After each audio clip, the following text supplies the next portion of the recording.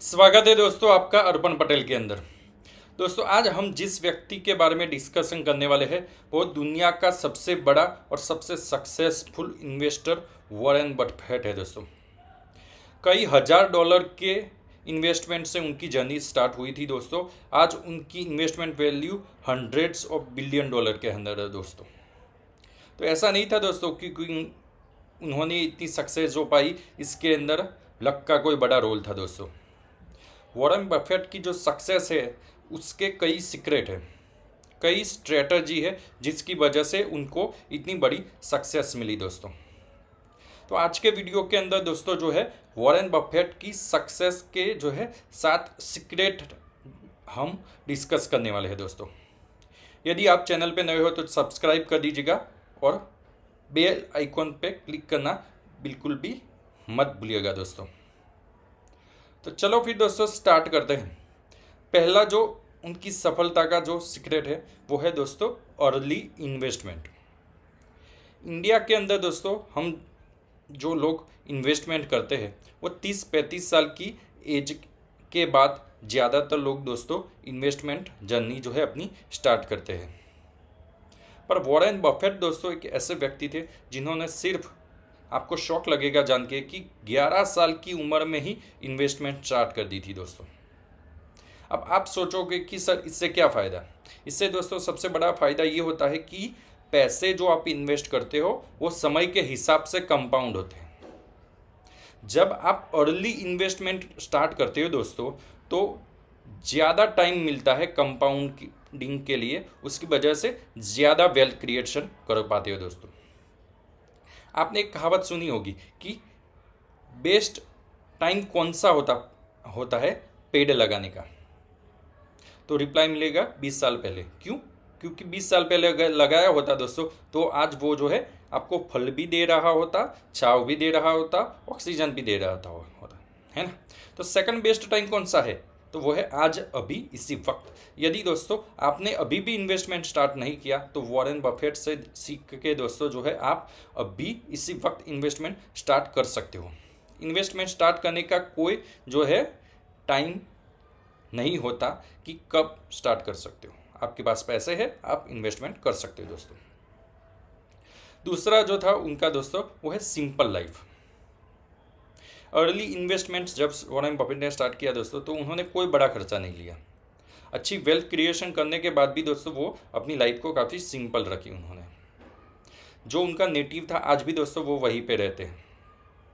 उन्होंने जो पैसे थे वो बेफिजूल के खर्चों में करने की बजाय इन्वेस्टमेंट करने के पीछे लगा है। आज भी उनके पास सिंपल कार है दोस्तों। तो बजाय कि बेफिजूल के खर्चे करें, यदि आप अपने पैसे जो है वो इन्वेस्टमेंट में लगाते हो दोस्तों तो जो है अच्छी वेल्थ क्रिएशन कर सकते हो। वेल्थ क्रिएशन के लिए क्या चाहिए दोस्तों? एक तो इन्वेस्टमेंट करना पड़ता है पैसों का, और दूसरा टाइम के हिसाब से कंपाउंडिंग होती है। यदि दोनों चीज़ें हो तो वेल्थ क्रिएशन हो सकती है दोस्तों। अब आते हैं तीसरी चीज़ जिनकी वजह से वॉरेन बफेट को सफलता मिली, वो थी इन्वेस्टमेंट जो करते थे वो दोस्तों उस बिजनेस के अंदर, उस कंपनी के अंदर, उस सेक्टर के अंदर करते थे जिनकी उनको अच्छी समझ होती थी दोस्तों। वो कंपनियां वो कभी नहीं लेते थे जो उनको समझ में ना आए दोस्तों। वॉरेन बफेट का ज़्यादातर इन्वेस्टमेंट दोस्तों financial, consumer brand and technology oriented कंपनियों के अंदर है, क्योंकि यही 3 सेक्टर जो थे वो वॉरेन बफेट अच्छी तरीके से समझते थे दोस्तों। तो हम रिटेल इन्वेस्टरों को भी क्या करना चाहिए दोस्तों? वही स्टॉक, वही सेक्टर में इन्वेस्टमेंट करने चाहिए जो हमें समझ में आते हैं दोस्तों। ना कि वो कंपनियां लेनी है जो किसी ने रिकमेंडेशन दी थी, किसी ने टिप्स दी थी, ये सोच के कि मल्टीपल हो जाएगी, 2 गुना हो जाएगी, 3 गुना हो जाएगी तो ले लेता हूँ दोस्तों। इन्वेस्टमेंट करने की एक स्टाइल होती है, एक सोच होती है दोस्तों। चौथा दोस्तों फोकस ऑन अ बिजनेस। वो जब भी किसी कंपनी के अंदर इन्वेस्टमेंट करते थे दोस्तों तो उनका बिजनेस मॉडल स्टडी करते थे। कंपनी का कैश फ्लो कैसा है, ब्रांड वैल्यू कैसी है, बिजनेस की पोजीशन कैसी है, उसके बाद इन्वेस्टमेंट करते थे दोस्तों। तो एक तरीके से उनका इन्वेस्टमेंट अप्रोच जो होता था वो कंपनी के अंदर इन्वेस्टमेंट कर रहे हैं ये सोच के शेयर लेते थे दोस्तों। जबकि हम जब किसी स्टॉक के अंदर या शेयर लेने की बारे में आती है तो हमारी क्या सोच रहती है दोस्तों?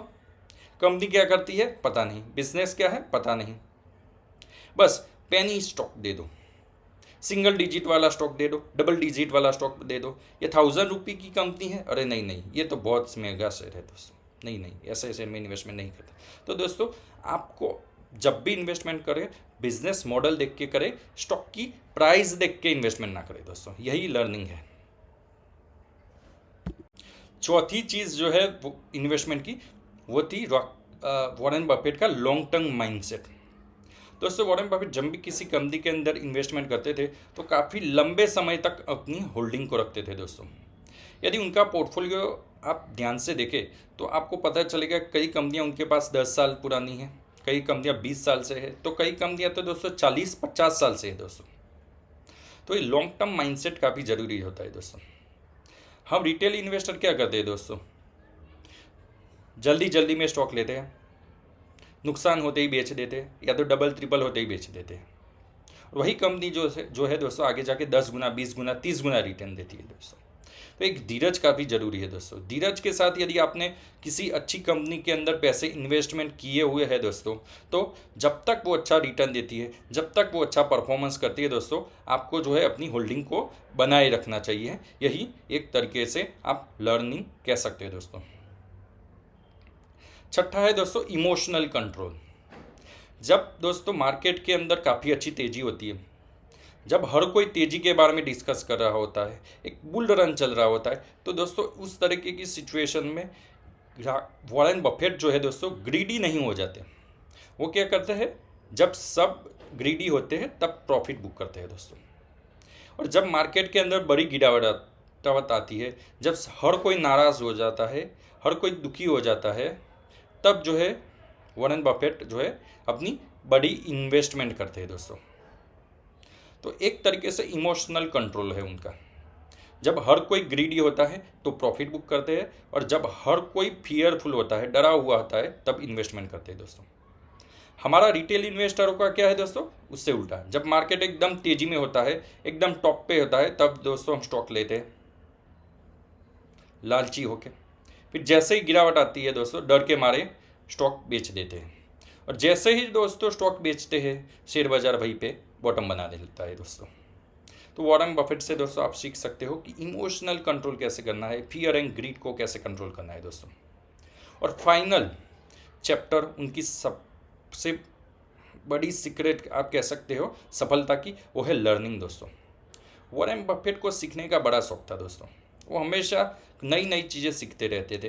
किताबों को रीड करने का उनका जो शौक था, उसकी वजह से काफ़ी नई चीज़ें वो सीखी थी उन्होंने दोस्तों। तो आप भी यदि स्टॉक मार्केट के अंदर इन्वेस्टमेंट करते हो दोस्तों, तो सीखने की भूख रखें, नई नई चीज़ें सीखते रहे, समझते रहे, रीडिंग करते रहे। तो यही थी दोस्तों वॉरेन बफेट की सक्सेस के 7 सीक्रेट दोस्तों। यदि आप भी अपने जीवन के अंदर इस सीक्रेट को इम्प्लीमेंट करते हैं, इस लर्निंग को इम्प्लीमेंट करते हैं दोस्तों, तो मेरा बिल्कुल मानना है कि आप एक सक्सेसफुल इन्वेस्टर ज़रूर बन सकते हो दोस्तों। तो आप बताइए आज का वीडियो कैसा लगा कमेंट करके, और यदि कोई नए वीडियो आप देखना चाहते हो तो वो भी कमेंट करके ज़रूर बताइएगा दोस्तों। Thank you.